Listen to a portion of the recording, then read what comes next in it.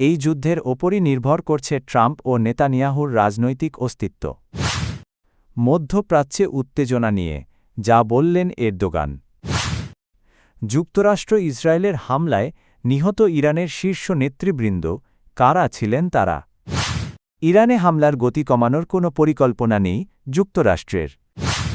তুর্কি সংবাদ বিশ্লেষক হাক্কি ওজাল বলেছেন, ইরান যুদ্ধ মার্কিন প্রেসিডেন্ট ডোনাল্ড ট্রাম্প ও ইসরায়েলি প্রধানমন্ত্রী বেনিয়ামিন নেতানিয়াহুর রাজনৈতিক ভবিষ্যতের সঙ্গে ঘনিষ্ঠভাবে জড়িত। তার মতে এই দুই নেতা নিজেদের ক্ষমতা ধরে রাখা এবং বিচারিক চাপ থেকে বাঁচতে একটি কাল্পনিক শত্রু তৈরি করে যুদ্ধ পরিস্থিতি সৃষ্টি করেছেন বলে অভিযোগ রয়েছে।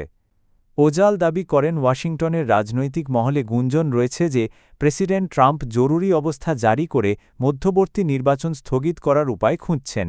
এজন্য একটি সম্ভাব্য নির্বাহী আদেশের খসড়া প্রস্তুতের কথাও শোনা যাচ্ছে। অন্যদিকে নেতানিয়াহু বর্তমানে দুর্নীতির মামলার মুখোমুখি। বিশ্লেষকদের মতে যুদ্ধকালীন পরিস্থিতি বজায় থাকলে তার জন্য রাজনৈতিক চাপ কমানো সহজ হতে পারে। ওজালের মতে ইরানের পারমাণবিক সক্ষমতা নিয়ে দীর্ঘদিনের আশঙ্কাকে নতুন করে সামনে এনে এই যুদ্ধকে যৌক্তিক করার চেষ্টা করা হচ্ছে। তিনি সমাজবিজ্ঞানী বদ্রিলারের সিমুলেশন তত্ত্বের উদাহরণ দিয়ে বলেন, জনমনে একটি ভীতিকর পরিস্থিতির ধারণা তৈরি করা হচ্ছে যা বাস্তবতার সঙ্গে পুরোপুরি মিল নাও থাকতে পারে। ইরানকে ঘিরে যুক্তরাষ্ট্র ও ইসরায়েলের হামলা এবং পাল্টা প্রতিক্রিয়ার পর মধ্যপ্রাচ্যে উত্তেজনা বেড়ে যাওয়ায় কূটনৈতিক উদ্যোগ জোরদার করেছে তুরস্ক।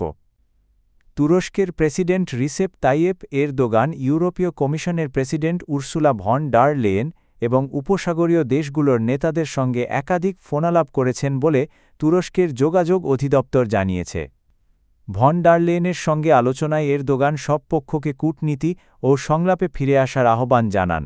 তিনি বলেন, শান্তি প্রতিষ্ঠার প্রচেষ্টায় তুরস্ক সহায়তা দিতে প্রস্তুত এবং এক্ষেত্রে ইউরোপীয় ইউনিয়নের সঙ্গে সমন্বয় প্রয়োজন।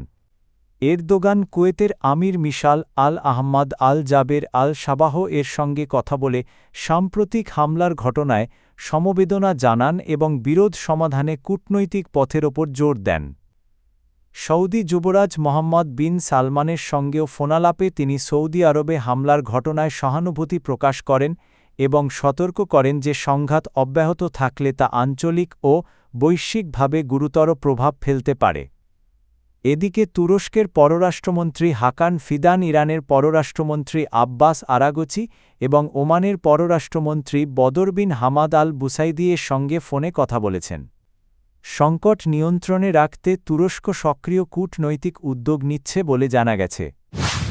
যুক্তরাষ্ট্র ও ইসরায়েলের যৌথ হামলায় ইরানের সর্বোচ্চ নেতা আয়াতুল্লাহ আলী খামেনিসহ দেশটির শীর্ষস্থানীয় কয়েকজন নেতা নিহত হয়েছেন বলে ইরানের রাষ্ট্রীয় সংবাদ মাধ্যম জানিয়েছে। শনিবার চালানো এই হামলার পর রোববার ভোরে রাষ্ট্রীয় সংবাদ সংস্থা ইরানা খামেনির মৃত্যুর খবর নিশ্চিত করে। এই হামলায় তার পরিবারের কয়েকজন সদস্যও নিহত হয়েছেন বলে জানা গেছে। ইরানের প্রেসিডেন্ট মাসুদ পেজেশকিয়ান এই ঘটনাকে মুসলিম বিশ্বের জন্য বড় পরীক্ষা উল্লেখ করে বলেন, এটি মুসলিম বিশেষ করে শিয়া সম্প্রদায়ের বিরুদ্ধে যুদ্ধ ঘোষণার শামিল।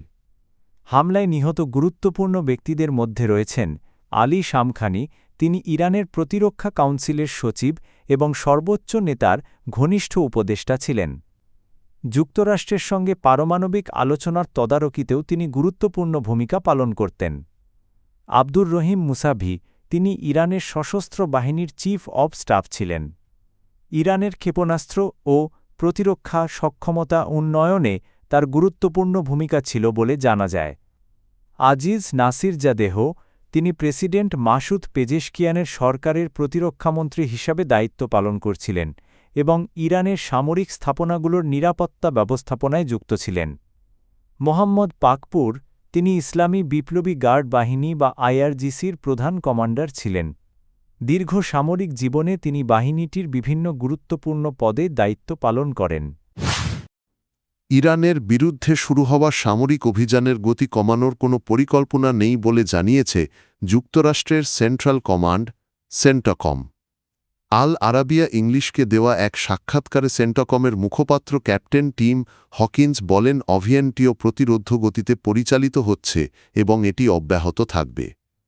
প্রেসিডেন্ট ডোনাল্ড ট্রাম্পের নির্দেশে শুরু হওয়া অপারেশন এপিক ফিউরির লক্ষ্য ইরানের হুমকি মোকাবিলা করা এবং মার্কিন নাগরিকদের নিরাপত্তা নিশ্চিত করা।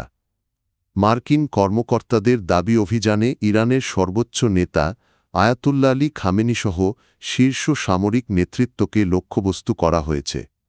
এখন পর্যন্ত ইরান জুড়ে 1000-এর বেশি লক্ষ্যবস্তুতে হামলা চালানো হয়েছে বলে জানানো হয়েছে। মিসৌরির হোয়াইটম্যান বিমান ঘাঁটি থেকে উড্ডয়ন করা B-2 স্টিলথ বোমারু বিমান ব্যবহার করে ইরানের ভূগর্ভস্থ ক্ষেপণাস্ত্র স্থাপনাগুলো ধ্বংস করা হয়েছে বলে দাবি করেছে সেন্টকম। হামলার লক্ষ্যবস্তুর মধ্যে IRGCর সদর দপ্তর, বিমান প্রতিরক্ষা ব্যবস্থা, ক্ষেপণাস্ত্র ঘাঁটি এবং নৌবাহিনীর জাহাজও রয়েছে। এদিকে ইরানের পাল্টা হামলায় মধ্যপ্রাচ্যের বিভিন্ন স্থানে অন্তত 3 মার্কিন সেনা নিহত হয়েছে বলে জানা গেছে। সাবেক CENTCOM commander general Joseph Votel বলেন, রাজনৈতিক নির্দেশনা থাকলে এই অভিযান চালিয়ে যাওয়ার মতো পর্যাপ্ত সামরিক সক্ষমতা যুক্তরাষ্ট্রের রয়েছে।